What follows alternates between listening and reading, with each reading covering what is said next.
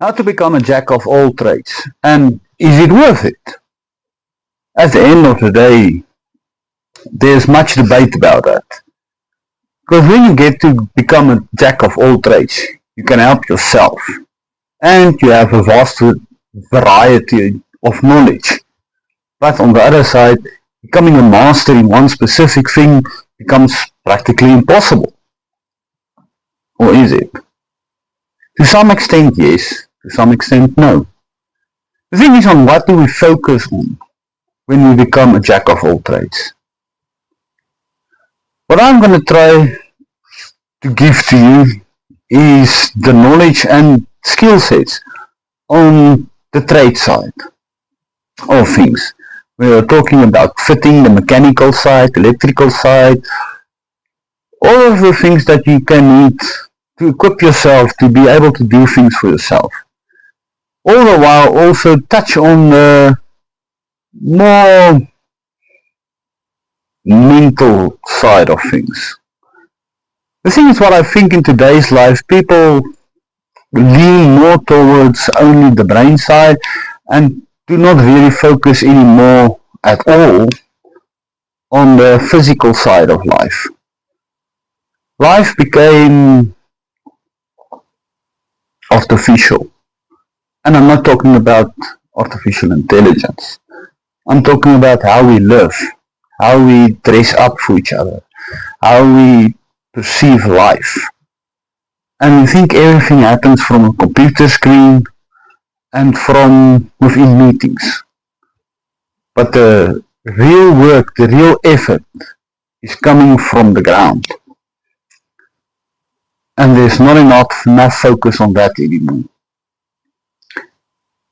And it slowly degraded, can I say, from the time from Alan Watts with his philosophies, and every philosopher had something. Up to today, the newest one now is Machiavelli, and all of them went to one thing: meetings and people, social. But at the end of the day, who's doing the work? And that's where we lost a very important part of our structure, of our future. Not being able to help ourselves and not truly understand how things are working. Because it's easy to read something and to discuss something, but to see it in a practical sense, to feel it, to know it, is completely different. And that's where you understand the value of something more than the price of something. If you know what goes into it, how it is manufactured. And I think in life, we became too complacent. So my idea will not be to just sit here and talk and give my perspectives on all of this mental philosophies, and so it will be more hands-on, more showcasing the knowledge, more showcasing the skills, giving you practical demonstrations. That's how we learn. That's how we can get back to our roots. We have to get back to our basics. I heard a saying the other day that said, if you are shallow, everything is deep.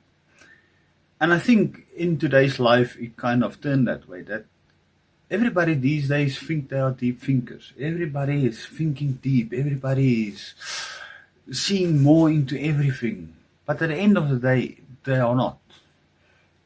And when it gets down to boots on the ground where you have to work to get something done, then there's nobody to do that, because everybody is in the mindsets of we have to think about it. We have to overthink and overcomplicate it, or this way to maneuver out of it. Life changed to how we can outwit and outlast other people. And the basics of how we as people of living seem to wind away. And yes, there are things that are deep, but it's like it's too much these days, just too much. And things that are actually, that can be deep, have been shallowed out. It doesn't have substance anymore. and things that has a credible background or backbone to it is been pushed aside because it doesn't fit the narrative of what people want to hear. Because that's another thing of deep thinking these days. We are nitpicking what we want to hear.